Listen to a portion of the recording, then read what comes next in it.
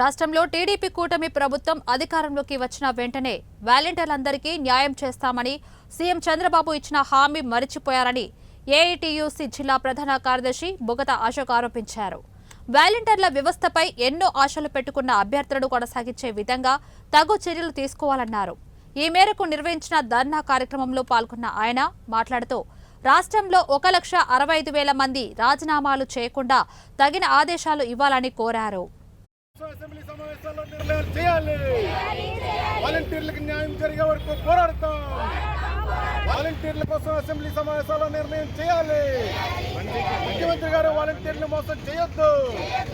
ముఖ్యమంత్రి గారు వాలంటీర్లు మోసం చేయొద్దు. We want justice. We want justice. We want justice. We want justice. We want 2019 ఆగస్టులో వాలంటీర్లకు ఉద్యోగాలు ఇచ్చారు. అప్పుడు 2,65,000 మంది రాష్ట్ర వ్యాప్తంగా ఉంటే ఇలా 2024 ఎన్నికల సందర్భంలో చాలామంది చేత గత ప్రభుత్వం బలవంతంగా రాజీనామా చేస్తే చాలామంది సుమారు 1,00,000 మంది సుమారుగా రాజీనామా చేస్తే ఇవాళ రాష్ట్ర వ్యాప్తంగా 1,65,000 మంది రాజీనామా చేయకుండా కూటమి ప్రభుత్వం వస్తుంది. చంద్రబాబు నాయుడు గారు పవన్ కళ్యాణ్ గారుల మీద విపరీతమైనటువంటి నమ్మకం పెట్టుకొని వీళ్ళు మాట ఇస్తే మాట తప్పరు, ఖచ్చితంగా వాలంటీర్లందరికీ న్యాయం చేస్తారని ఎన్నో ఆశలతో బలవంతంగా రాజీనామాలు చేయించినప్పటికీ కూడా వీళ్ళు చేయకుండా మనోధైర్యంతో ముందుకున్నారు. ఈ మొన్న జరిగినటువంటి ఎలక్షన్స్లో కూడా వీళ్ళందరూ ఓట్లు వేశారు. అలాగే వీళ్ళకి తెలిసిన వాళ్ళ చేత ఓట్లు వేయించారు. కానీ 8 నెలలు కావస్తుంది.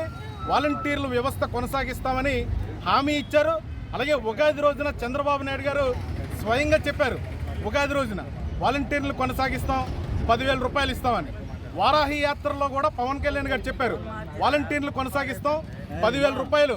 ఒక అన్నయ్యగా మీ అక్క చెల్లెల తాలూకు బాధలు అర్థం చేసుకొని 10,000 రూపాయలు ఇస్తామని చెప్పి హామీ ఇచ్చారు. 8 నెలలు కావస్తుంది. వీళ్ళకి రావాల్సినటువంటి బకాయిలు ఇవ్వలేదు. వాలంటీర్ వ్యవస్థ లేదని ఒక పక్క చెప్తున్నారు.